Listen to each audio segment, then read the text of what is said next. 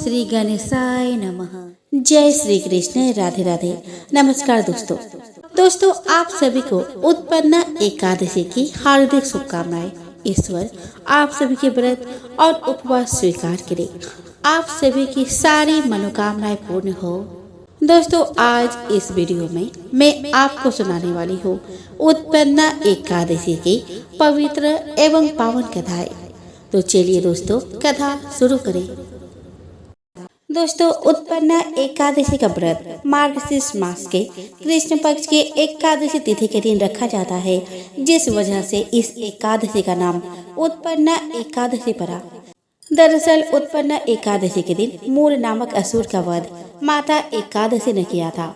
मार्गशीर्ष मास के कृष्ण पक्ष की एकादशी तिथि के दिन ही माता एकादशी की उत्पत्ति हुई थी, इसीलिए इस एकादशी का अधिक महत्व है। आइए दोस्तों आप जान लेते हैं उत्पन्ना एकादशी की पूजन विधि के बारे में। तो दोस्तों इस दिन सुबह जल्दी उठकर स्नान आदि से निवृत्त हो जाए, घर के मंदिर में दीप प्रज्वलित करें, भगवान विष्णु का गंगा जल से अभिषेक करें, भगवान विष्णु को पुष्प और तुलसी दल अर्पित करें। अगर संभव हो तो इस दिन व्रत भी रखें, भगवान की आरती करें, भगवान को भोग लगाए। इस बात का विशेष ध्यान रखें कि भगवान को सिर्फ सात्विक चीजों का भोग लगाया जाता है। भगवान विष्णु के भोग में तुलसी को जरूर शामिल करें। ऐसा माना जाता है कि बिना तुलसी के भगवान विष्णु भोग ग्रहण नहीं करते। इस पावन दिन भगवान विष्णु के साथ ही माता लक्ष्मी की पूजा भी करें। इस दिन भगवान का अधिक से अधिक ध्यान करें। दोस्तों कभी कभी एकादशी व्रत लगातार 2 दिनों के लिए हो जाता है। जब एकादशी व्रत 2 दिन होता है तब गृहस्थ लोगों को पहले दिन एकादशी व्रत करना चाहिए। दूसरे दिन यानी दूजी एकादशी को सन्यासियों, विधवाओं और मोक्ष प्राप्ति के इच्छुक श्रद्धालुओं को दूजी एकादशी के दिन व्रत करना चाहिए। जब जब एकादशी व्रत 2 दिन होता है तब तब दूजी एकादशी और वैष्णव एकादशी एक ही दिन होती है। आइए दोस्तों अब हम श्रवण करें उत्पन्ना एकादशी का व्रत कथा। दोस्तों धर्मराज युधिष्ठिर कहने लगे कि हे भगवान, मैंने कार्तिक शुक्ल एकादशी अर्थात प्रबोधिनी एकादशी का सविस्तार वर्णन सुना। अब मार्गशीर्ष माह के कृष्ण पक्ष की एकादशी के विषय में भी बतलाइए। इस एकादशी का क्या नाम है तथा इसके व्रत का क्या विधान है, इसकी विधि क्या है, इसका व्रत करने से किस फल की प्राप्ति होती है, कृपया यह सब विधान पूर्वक कहिए। भगवान श्री कृष्ण बोले, मार्गशीर्ष माह के कृष्ण पक्ष में आने वाली इस एकादशी को उत्पन्ना एकादशी कहा जाता है। यह व्रत शंखोद्धार तीर्थ में स्नान करके भगवान के दर्शन करने से जो फल प्राप्त होता है उसके बराबर पुण्य मिलता है। व्रत करने वाले भक्त को चोर, पाखंडी, परस्त्रीगामी, निंदक, मिथ्याभाषी तथा किसी भी प्रकार के पापी से बात नहीं करनी चाहिए। इसका महात्मा मैं तुमसे कहता हूँ, ध्यान पूर्वक सुनो। युधिष्ठिर कहने लगे कि हे भगवान, आपने हजारों यज्ञ और लाख गोदान को भी एकादशी व्रत के बराबर नहीं बताया, सो यह तिथि सब तिथियों से उत्तम कैसे हुई, यह बताइए। भगवान कहने लगे कि हे युधिष्ठिर, सतयुग में मोर नाम का दैत्य उत्पन्न हुआ। वह बड़ा बलवान और भयानक था। उस प्रचंड दैत्य ने इंद्र, आदित्य, वसु, वायु, अग्नि आदि सभी देवताओं को पराजित करके भगा दिया। तब इंद्र सहित सभी देवताओं ने भयभीत होकर भगवान शिव से सारा वृत्तांत कहा और बोले कि हे कैलाशपति, मोर दैत्य से भयभीत होकर सभी देवता मृत्यु लोक में फिर रहे हैं। तब भगवान शिव ने कहा कि हे देवताओं, तीनों लोकों के स्वामी, भक्तों के दुखों का नाश करने वाले भगवान विष्णु की शरण में जाओ, वही तुम्हारी दुखों को दूर कर सकते हैं। शिव जी के ऐसे वचन सुनकर सभी देवता क्षीर सागर में पहुँचे। वहाँ भगवान को शयन करते देख हाथ जोड़कर उनकी स्तुति करने लगे कि हे देवताओं द्वारा स्तुति करने योग्य प्रभु, आपको बारंबार नमस्कार है। देवताओं की रक्षा करने वाले मधुसूदन, आपको नमस्कार है। आप हमारी रक्षा करें। दैत्यों से भयभीत होकर हम सब आपके शरण में आए हैं। आप इस संसार के कर्ता, माता पिता, उत्पत्ति और पालन करता और संहार करने वाले हैं। सबको शांति प्रदान करने वाले हैं। आकाश और पाताल भी आप ही है। सबके पितामह ब्रह्मा, सूर्य, चंद्र, अग्नि, सामग्री, होम, आहुति, मंत्र, तंत्र, जप, यजमान, यज्ञ, कर्मकर्ता, भोक्ता भी आप ही है। आप सर्वव्यापक है। आपके सिवा तीनों लोक में जड़ तथा अचर कुछ भी नहीं है। हे भगवान, दैत्यों ने हमको जीतकर स्वर्ग से भ्रष्ट कर दिया है और हम सब देवता इधर उधर भागे भागे फिर रहे हैं। आप उन दैत्यों से हम सबकी रक्षा करें। इंद्र के ऐसे वचन सुनकर भगवान विष्णु कहने लगे कि हे इंद्र, ऐसा मायावी दैत्य कौन है जिसने सब देवताओं को जीत लिया है? उसका नाम क्या है? उसमें कितना बल है और किसके आश्रय में है तथा उसका स्थान कहाँ है? यह सब मुझसे कहो। भगवान के ऐसे वचन सुनकर इंद्र बोले कि भगवान, प्राचीन समय में एक नारी जंग नामक राक्षस था। उसके महापराक्रमी और लोक विख्यात मूर नाम का एक पुत्र हुआ। उसकी चंद्रावती नाम की नगरी है। उसी ने सब देवताओं को स्वर्ग से निकालकर वहां अपना अधिकार जमा लिया है। उसने इंद्र, अग्नि, वरुण, यम, वायु, ईश, चंद्रमा, नैऋत्य आदि सबके स्थान पर अधिकार कर लिया है। सूर्य बनकर स्वयं ही प्रकाश करता है, स्वयं ही मेघ बन बैठा है और सबसे अजय है। हे असुर निकंदन, उस दुष्ट को मारकर देवताओं को अजय बनाइए। यह वचन सुनकर भगवान ने कहा कि हे देवताओं, मैं शीघ्र ही उसका संहार करूंगा। तुम चंद्रावती नगरी जाओ। इस प्रकार कहकर भगवान सहित सभी देवताओं ने चंद्रावती नगरी की ओर प्रस्थान किया। उस समय जब दैत्य मूर सेना सहित युद्ध भूमि में गरज रहा था, उसकी भयानक गर्जन सुनकर सभी देवता भय के मारे चारों दिशाओं में भागने लगे। जब स्वयं भगवान रणभूमि में आए तो दैत्य उन पर भी अस्त्र शस्त्र आयुध लेकर दौड़े। भगवान ने उन्हें सर्प के समान अपने बाणों से बांध डाला। बहुत से दैत्य मारे गए, केवल मूर बचा रहा। वो अविचल भाव से भगवान के साथ युद्ध करता रहा। भगवान जो भी तीक्ष्ण बाण चलाते वह उसके लिए पुष्प सिद्ध होते। उसका शरीर छिन्न भिन्न हो गया, किंतु वह लगातार युद्ध करता रहा। दोनों के बीच मल्ल युद्ध भी हुआ। 10,000 वर्ष तक उनका युद्ध चलता रहा, किंतु मूर नहीं हारा। थक कर भगवान बद्र का आश्रम चले गए। वहाँ हेमवती नामक सुंदर गुफा थी। उसमें विश्राम करने के लिए भगवान उसके अंदर प्रवेश कर गए। यह गुफा 12 योजन लंबी थी और उसका एक ही द्वार था। विष्णु भगवान वह युग निद्रा की गोद में सो गए। मोर भी पीछे पीछे आ गया और भगवान को सोया देखकर मारने को उद्धत हुआ। तभी भगवान के शरीर से उज्जवल कांतिमय रूप वाली देवी प्रकट हुई। देवी ने राक्षस मूर को ललकारा, युद्ध किया और उसे तत्काल मौत की घाट उतार दिया। श्री हरि जब युग निद्रा के गोद से उठे तो सब बातों को जानकर उस देवी से कहा कि आपका जन्म एकादशी के दिन हुआ है, अतः आप उत्पन्ना एकादशी के नाम से पूजित होंगे। आपके भक्त वही होंगे जो मेरे भक्त हैं। तो प्रेम से बोलो जय श्री हरि। दोस्तों, एक राजा के राज्य में सभी लोग एकादशी का व्रत रखते थे। प्रजा तथा नौकर चाकर से लेकर पशुओं तक को एकादशी के दिन अन्न नहीं दिया जाता था। एक दिन किसी दूसरे राज्य का एक व्यक्ति राजा के पास आकर बोला कि महाराज, कृपया करके मुझे नौकरी पर रख ले। तब राजा ने उसके सामने एक शर्त रखी कि ठीक है, रख लेते हैं, किंतु रोज तो तुम्हें खाने को सब कुछ मिलेगा, पर एकादशी को अन्न नहीं मिलेगा।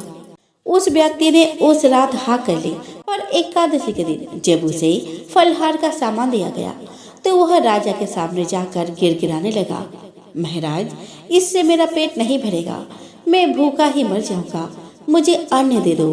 राजा ने उसे शर्त की बात याद दिलाई, पर वह अन्न छोड़ने को राजी नहीं हुआ। तब राजा ने उसे आटा, दाल, चावल आदि दिए वो नित्य की तरह नदी पर पहुंचा और स्नान कर भोजन पकाने लगा।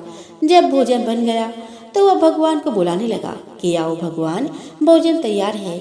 उसके बुलाने पर पीताम्बर धारण किए भगवान चतुर्भुज रूप में आ पहुंचे और प्रेम से उसके साथ भोजन करने लगे। भोजन आदि करके भगवान अंतर्ध्यान हो गए तथा वो अपने काम पर चला गया।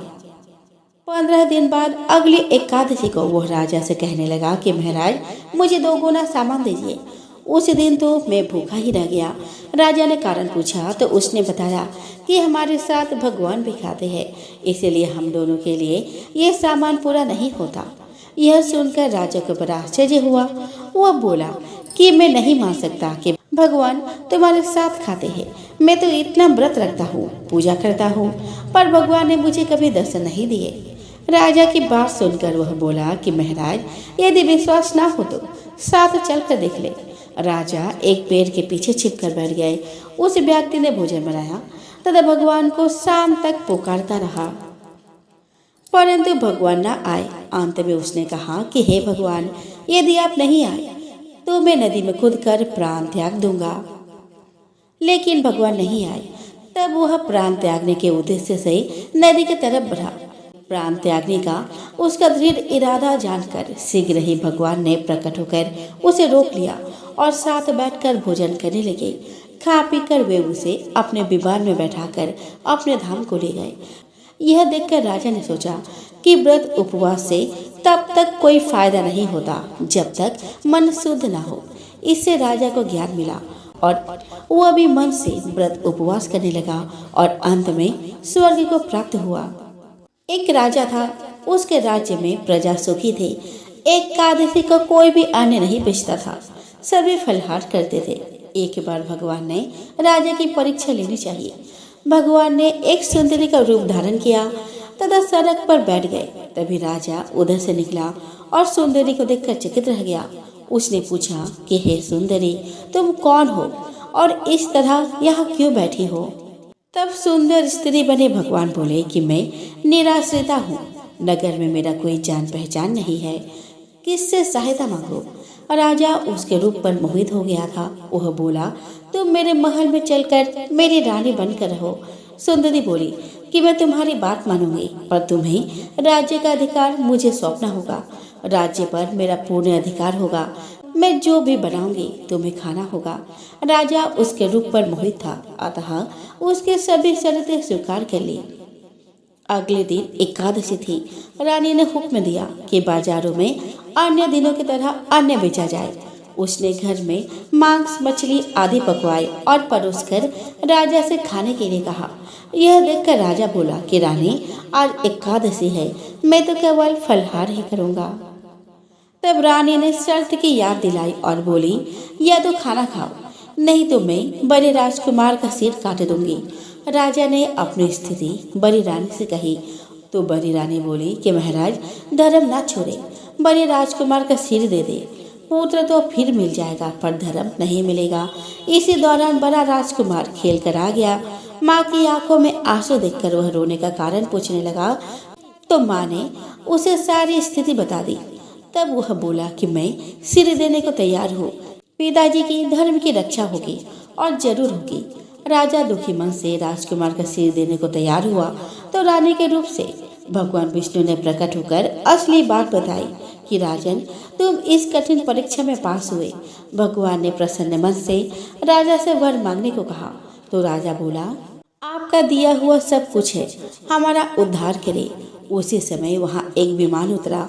राजा ने अपना राज्य पुत्र को सौंप दिया और विमान में बैठकर परम धाम को चले गए।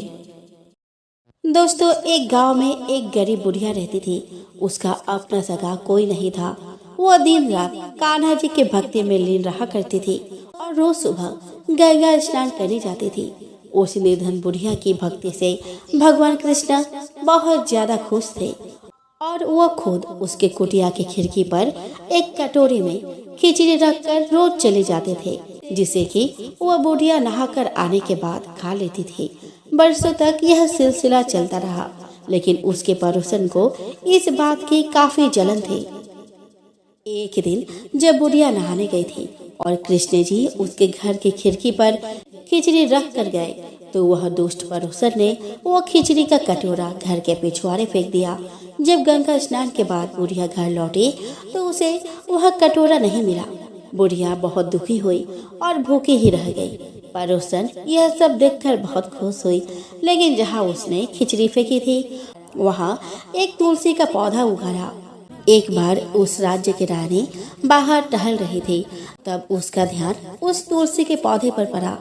उसने उस तुलसी के पौधे को उखाड़कर अपने महल के आंगन में लगा दिया, जिसे वह हर रोज ब्रह्म मुहूर्त में उठकर स्नान करने के बाद उसे जल से सींचती थी। दोस्तों, तुलसी जी के प्रताप से वह रानी जल्द ही गर्भवती हो गई और 9 महीने बाद उसने जुड़वा बच्चे को जन्म दिया। वे दोनों जब बड़े हो गए तब वह दोनों किसी से भी बोलते नहीं थे, लेकिन जब वह दोनों शिकार पर जाते तब रास्ते में उन्हें वही बुढ़िया मिलती जो अभी भी यही कहती कि कहाँ गई मेरी खिचड़ी और कहाँ गया मेरा कटोरा। बुढ़िया की बात सुनकर वह दोनों कहते कि हम है तेरी खिचड़ी और हम है तेरा कटोरा। हर बार जब भी वह शिकार जाते तो बुढ़िया यही बात कहती, वह दोनों वही उत्तर देते। यह बात जब राजा को पता चली तो वह बहुत हैरान हुए। उन्होंने तुरंत सैनिकों को उसे लाने के लिए भेजा। दरबार में जब वो बूढ़ी महिला पहुंची तो राजा ने पूछा कि मेरे दोनों बेटे किसी से बात नहीं करते, लेकिन आपसे बात करते हैं, क्यों और कैसे? इस पर बुढ़िया ने कहा कि मुझे ये सब तो नहीं पता, लेकिन हाँ, मैं तो अपना खिचड़ी वाला कटोरा खोज रही थी। तब एक दिन ये दोनों मुझे मिले और कहने लगे कि मैं आपका कटोरा हूँ और मैं ही आपकी खिचड़ी हूँ, और तब से ये मुझसे मिलने आने लगे। राजा को यह सब सुनकर काफी हैरानी हुई, लेकिन उसने बुढ़िया को प्रणाम किया और उन्हें राज दरबार में विशेष अतिथि बनाकर हमेशा के लिए रख लिया। यह बात देखकर दोनों राजकुमार काफी प्रसन्न हुए। उन्होंने तुरंत राजा को प्रणाम किया और दोनों ने बोलना प्रारंभ कर दिया। संयोग से यह सब कार्तिक माह में हुआ था। तब से ही कार्तिक मास में पवित्र नदियों में स्नान करने और तुलसी सींचने का रिवाज बन गया। एक समय की बात है कि भगवान विष्णु का विवाह लक्ष्मी जी के साथ निश्चित हो गया। विवाह की तैयारी होने लगी। सभी देवताओं को निमंत्रण भेजे गए, परंतु गणेश जी को निमंत्रण नहीं दिया गया। कारण जो भी रहा हो, अब भगवान विष्णु की बारात जाने का समय आ गया। सभी देवता अपने पत्नियों के साथ विवाह समारोह में आए। उन सब ने देखा कि गणेश जी कहीं दिखाई नहीं दे रहे।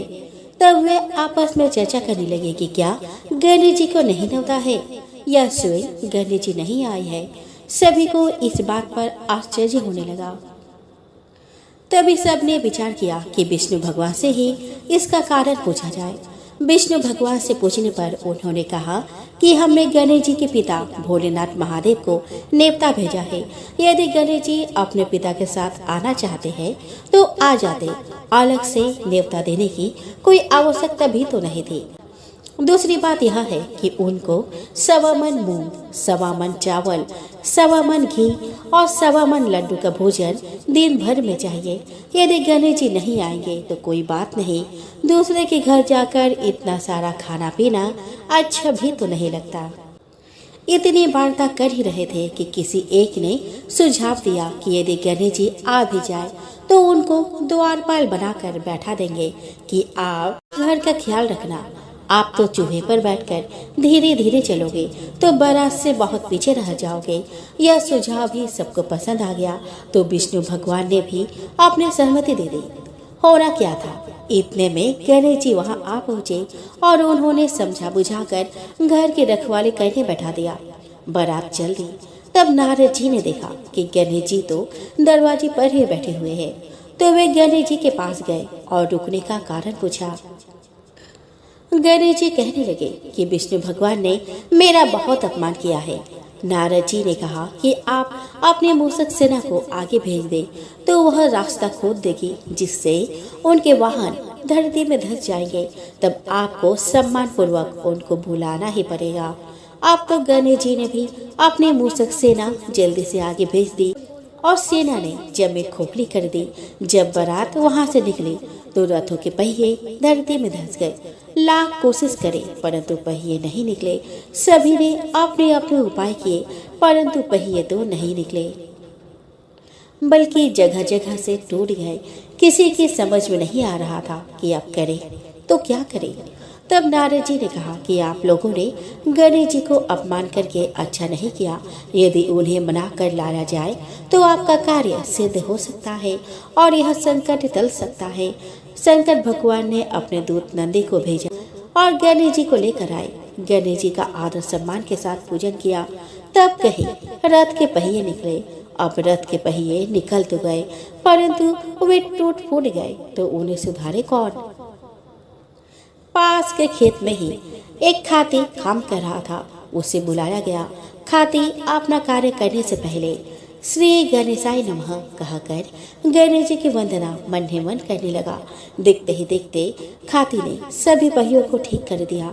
तब खाती कहने लगा कि हे देवताओं, आपने सर्वप्रथम गणेश जी को नहीं मनाया होगा और ना ही उनकी पूजन की होगी, इसीलिए तो आपके साथ यह संकट आया है। हम तो मूर्ख अज्ञानी है, फिर भी पहले गणेश जी को पूछते हैं, उनका ध्यान करते हैं। आप लोग तो देवतागण हैं, फिर भी आप गणेश जी को कैसे भूल गए। अब आप लोग भगवान श्री गणेश की जय बोलकर जाए तो आपके काम सब बन जाएंगे और कोई संकट भी नहीं आएगा।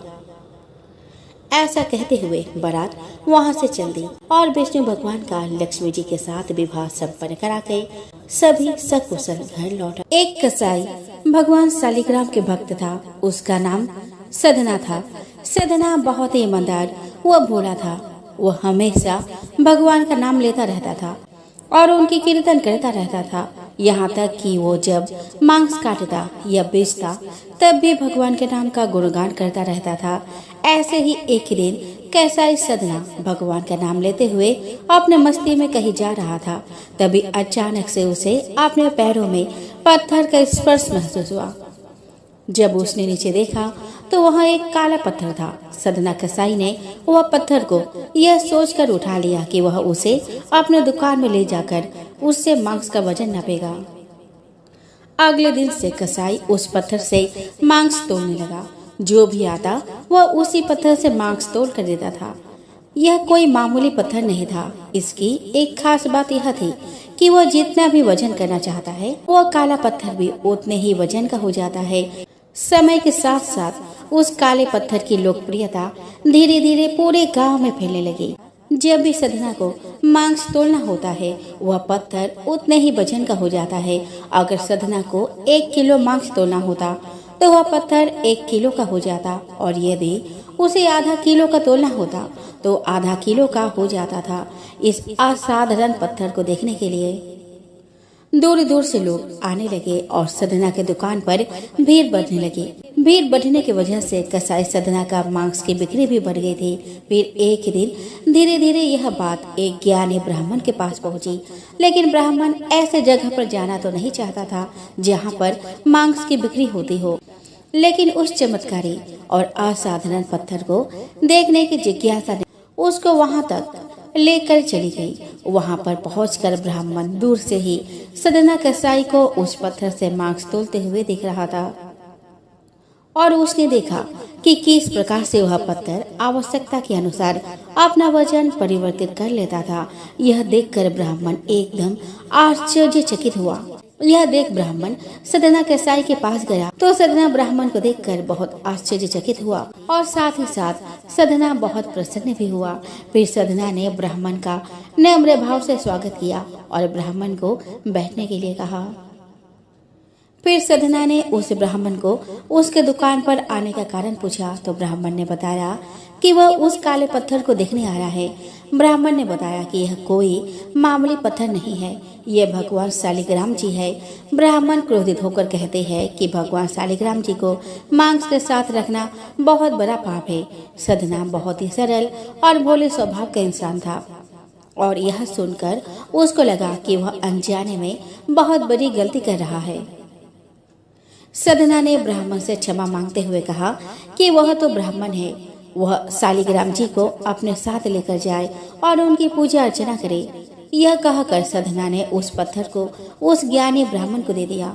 वह ब्राह्मण शालिग्राम जी को बड़े आदर सम्मान से अपने घर लेकर आए और वहां पर भगवान शालिग्राम जी को स्नान कराया और बड़ी भक्ति भाव से उनकी पूजा पाठ शुरू कर दी।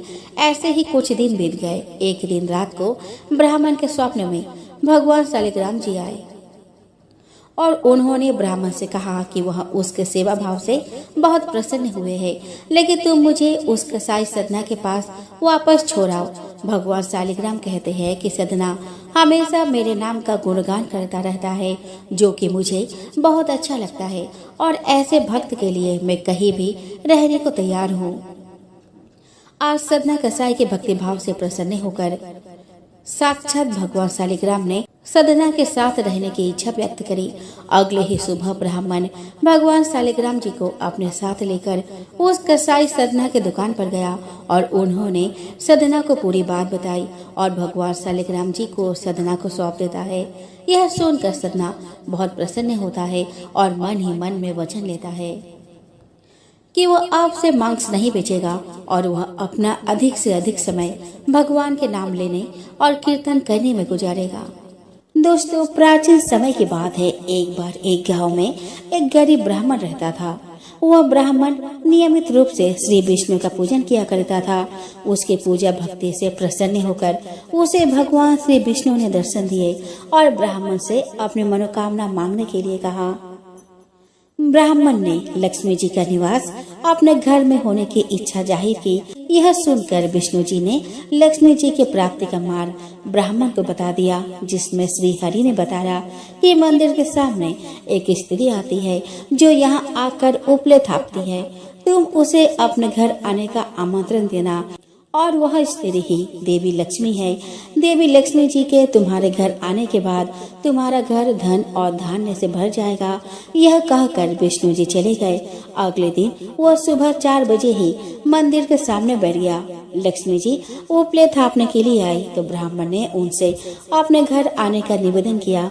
ब्राह्मण की बात सुनकर लक्ष्मी जी समझ गई कि यह सब विष्णु जी के कहने से हुआ है। लक्ष्मी जी ने ब्राह्मण से कहा कि तुम महालक्ष्मी व्रत करो। 16 दिन तक व्रत करने और 16वें दिन रात्रि को चंद्रमा को अर्घ्य देने से तुम्हारा मनोरथ पूरा होगा। ब्राह्मण ने देवी के कहे अनुसार व्रत और पूजन किया और देवी को उत्तर दिशा की ओर मुँह करके पुकारा। लक्ष्मी जी ने अपना वचन पूरा किया।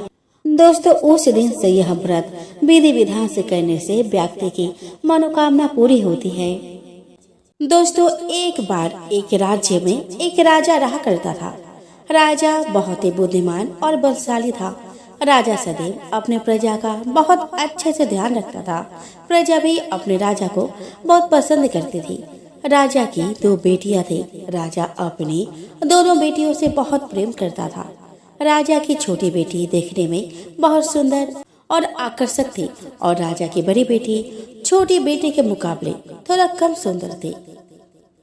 राजा की छोटी बेटी 11 माता की पूजा किया करती थी और सभी लोग राजा की छोटी बेटी से बहुत प्रेम करते थे और बहुत प्रशंसा किया करते थे।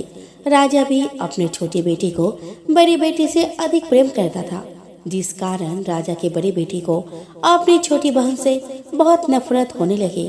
राजा की दोनों बेटियां जब बड़ी हो गई, तब एक बार उसके राज्य में रहने वाला राजकुमार राजा की बड़ी बेटी के लिए रिश्ता लेकर आया। लेकिन जैसे ही उस राजकुमार की नजर राजा की छोटी बेटी पर पड़ी, तो वह राजकुमार राजा की छोटी बेटी पर आकर्षक हो गया और उससे पहली नजर में प्रेम कर बैठा।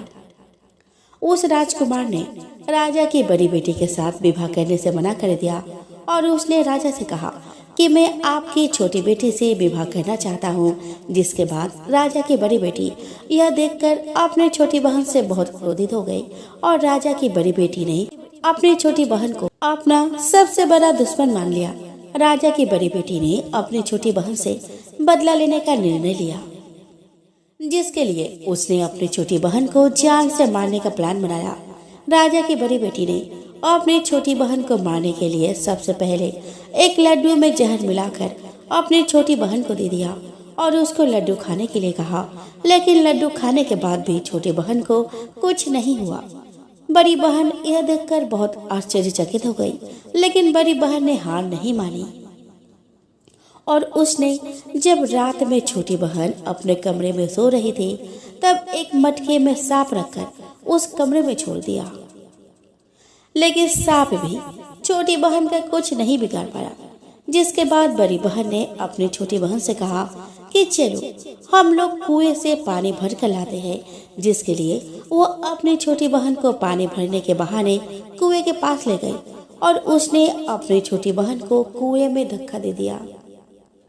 लेकिन छोटी बहन को तब भी कुछ नहीं हुआ, क्योंकि हर बार ग्यारस माता उसकी रक्षा कर रही थी और उधर बड़ी बहन अपने सारे प्रयासों के बाद असफल हो रही थी, जिससे वो बहुत क्रोधित होती जा रही थी। फिर उसने अपनी छोटी बहन के पास जाकर उससे खुद ही पूछा कि मेरी छोटी बहन, तुमको पता है भगवान ने सबकी मृत्यु एक निश्चित समय पर लिखी हुई है और कैसे तुम्हारी मृत्यु होगी, क्या यह तुम जानती हो? तब छोटी बहन ने अपनी बड़ी बहन को बताया कि हाँ, मैं तो जानती हूँ कि मेरी मृत्यु कैसे होगी। छोटी बहन से यह सुनकर बड़ी बहन मन ही मन बहुत प्रसन्न होने लगी और उसने अपनी छोटी बहन से कहा, तुम मुझे अपनी मृत्यु का राज बताओ। छोटी बहन ने अपनी बड़ी बहन से कहा कि मेरी मृत्यु तो एक तोते में है, जो तोते के गले में एक हार है, उससे मेरी मृत्यु होगी। जब तक कोई भी व्यक्ति तोते को मारकर वह हार अपने गले में पहनेगा तो मैं मूर्छित हो जाऊंगी, और जैसे ही उस हार को अपने गले से उतारेगा तो मैं वापस से जीवित हो जाऊंगी। अपनी छोटी बहन की मृत्यु का राज जानकर बड़ी बहन बहुत ही खुश हो गई और उसने अपनी छोटी बहन को मारने के लिए उसके पालतू तोते को ढूंढना शुरू कर दिया। छोटी बहन को इस बात का आभास हो गया था कि कोई उसकी जान लेना चाहता है, जिसके लिए वह अपने पिताजी के पास गई और उसने अपने पिताजी से कहा कि पिताजी, मेरी मृत्यु के बाद आप मुझे जलाइएगा मत, बल्कि आप मुझे अपनी पुरानी वाली हवेली में एक पलंग में लिटाकर छोड़ दीजिएगा। अपनी छोटी लड़की की यह बात सुनकर राजा बहुत आश्चर्यचकित हो गए। राजा ने अपनी छोटी बेटी से पूछा, तुम यह क्या कह रही हो? तब राजा की छोटी बेटी ने बताया कि पिताजी, समय किसी के लिए नहीं रुका है, कब क्या हो जाए किसी को कुछ पता नहीं। और फिर राजा ने अपने छोटी बेटी से कहा कि तुम ऐसी बात क्यों कर रही हो? 2-3 दिन में तो तुम्हारा विवाह है। लेकिन छोटी बेटी ने अपने पिता को ऐसा करने पर मजबूर कर दिया और उनसे वचन ले लिया। राजा ने भी अपनी छोटी बेटी की बात स्वीकार कर ली और 2-3 दिनों के बाद जब शादी का समय आया तब राजकुमार बारात लेकर राजा के घर आया और राजकुमार और राजा की छोटी बेटी का विवाह शुरू हो गया।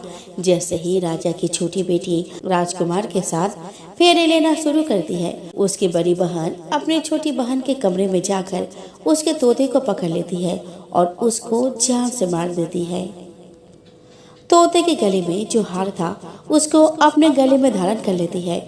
जैसे ही बड़ी बहन उस हार को अपने गले में धारण करती है, उधर छोटी बहन सारे 3 ही फेरे ले पाती है और वहीं पर बेहोश होकर गिर जाती है। बड़े बड़े हकीमों को बुलाया और अपनी छोटी बेटी का इलाज करने को कहा।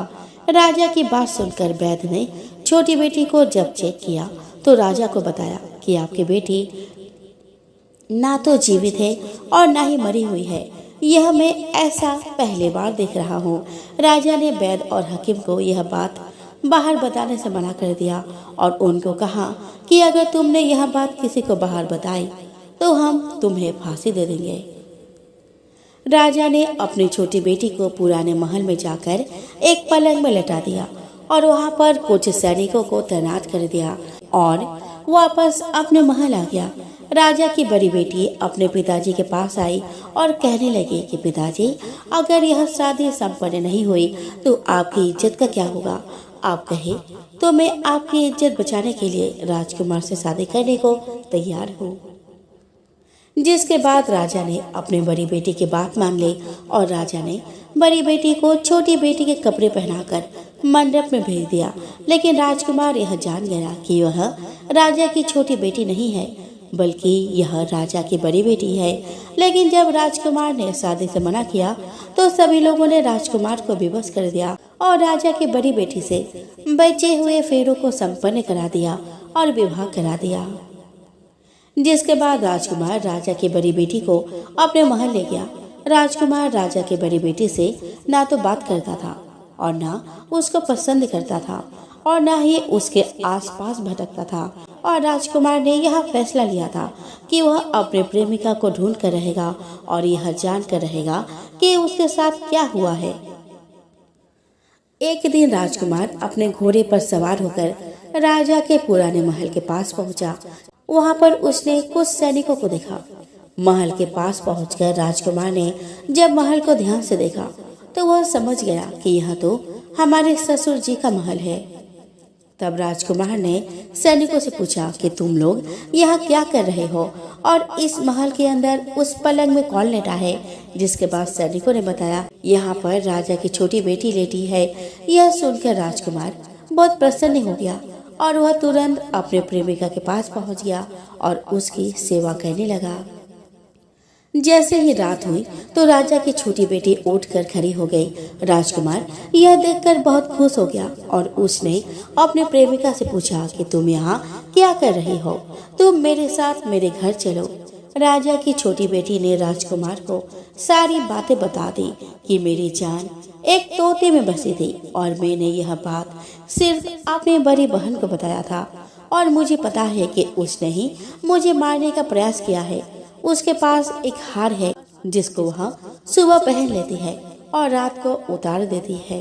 जब तक वो हार को पहने रहती है तब तक मैं मूर्छित रहती हूँ और जैसे ही वो हार को उतार देती है तो मैं जीवित हो जाती हूँ और जब तक मेरी बड़ी बहन के पास वो हार है तब तक मैं ऐसे ही जीवित और मूर्छित होती रहूंगी।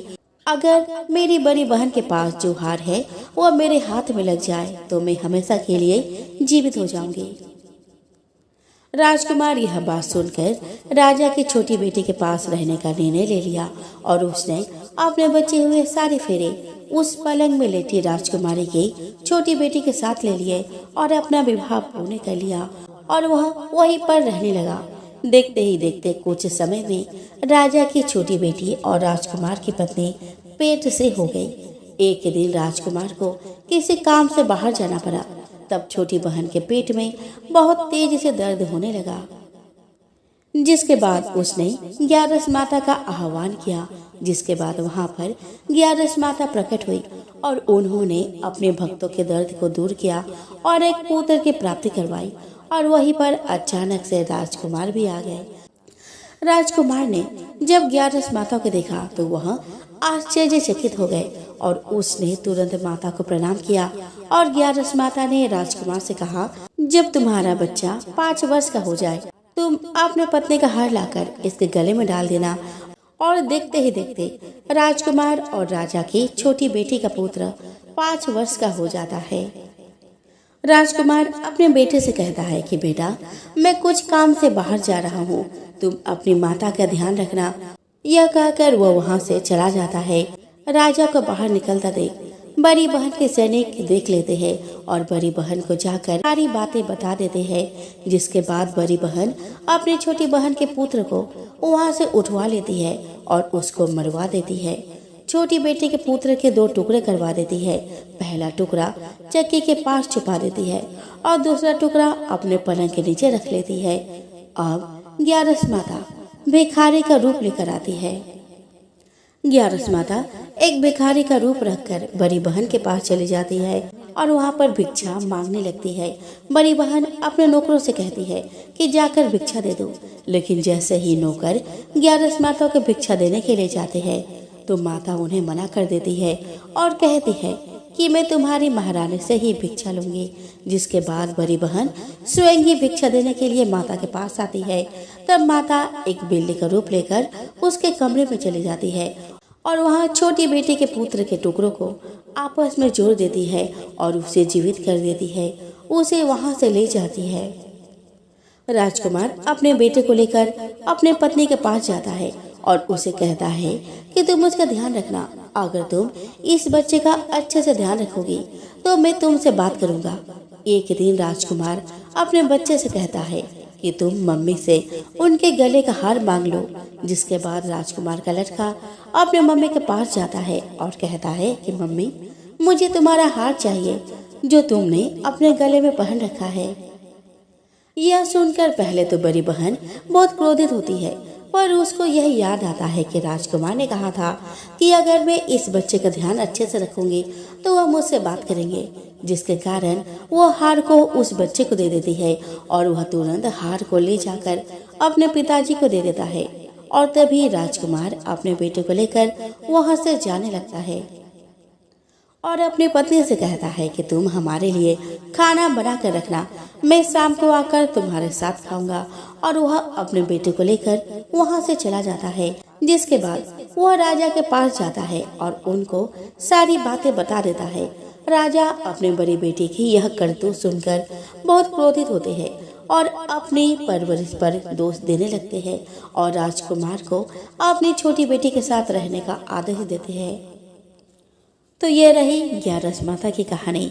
तो दोस्तों प्रेम से बोलो ग्यारस माता की जय। दोस्तों एक लप्सी था और एक तपसी था। तपसी हमेशा भगवान की तपस्या में लीन रहता था। लप्सी रोजाना सवा सेर की लापसी बनाकर भगवान का भोग लगाकर जिम लेता था। एक दिन दोनों लड़ने लगे। तपसी बोला कि मैं रोज भगवान की तपस्या करता हूँ, इसीलिए मैं बड़ा हूँ। लप्सी बोला कि मैं रोज भगवान को सवा सेर लप्सी का भोग लगाता हूँ, इसीलिए मैं बड़ा हूँ। नारद जी वहाँ से गुजर रहे थे। दोनों को लड़ता देखकर उनसे पूछा कि तुम क्यों लड़ रहे हो। तब तपसी ने खुद को बड़ा होने का कारण बताया और लप्सी ने अपना कारण बताया। नारद जी बोले कि तुम्हारा फैसला मैं कर दूंगा। दूसरे दिन लप्सी और तपसी नहाकर अपनी रोज की भक्ति करने आए तो नारद जी ने छुपकर 1.25 करोड़ की एक अंगूठी उन दोनों के आगे रख दी। तपसी की नजर जब अंगूठी पर पड़ी तो उसने चुपचाप अंगूठी उठाकर अपने नीचे दबा ली। लप्सी की नजर अंगूठी पर पड़ी, लेकिन उसने ध्यान नहीं दिया। भगवान को भोग लगाकर लापसी खाने लगा। नारद जी सामने आए तो दोनों ने पूछा कि कौन बड़ा। तो नारद जी ने तपसी से खड़ा होने को कहा। वो खड़ा हुआ तो उसके नीचे दबी अंगूठी दिखाई पड़ी। नारद जी ने तपसी से कहा कि तपस्या करने के बाद भी तुम्हारी चोरी करने की आदत नहीं गई, इसीलिए लप्सी बड़ा है और तुम्हें तुम्हारी तपस्या का कोई फल नहीं मिलेगा। तपसी शर्मिंदा होकर माफी मांगने लगा।